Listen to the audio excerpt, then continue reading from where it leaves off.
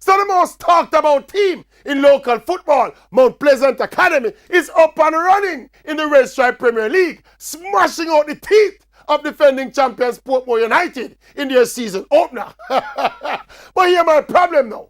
At a time when marketing and the promotion of the league is the cry, how could a game of this magnitude not be on television as a big promotional vehicle to kick off the league with a bang? It looked like when we talk about marketing and promotion, the PFAJ and the PLCA think it mean a bullhorn and a loudspeaker up on a car top. And I say, extra, read all about it.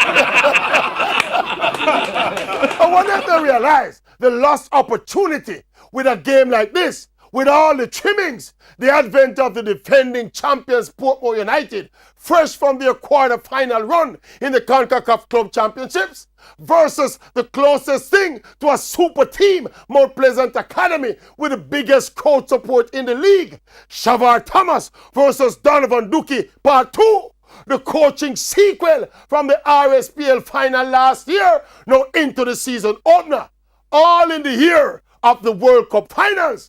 These set of circumstances will never come together again. And to my mind, this is a big opportunity lost and an index of why the problems continue with the profile and image of the Premier League.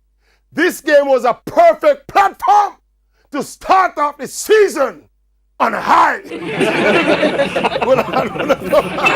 don't come back with the foolishness, man. It's a serious point we are back, man.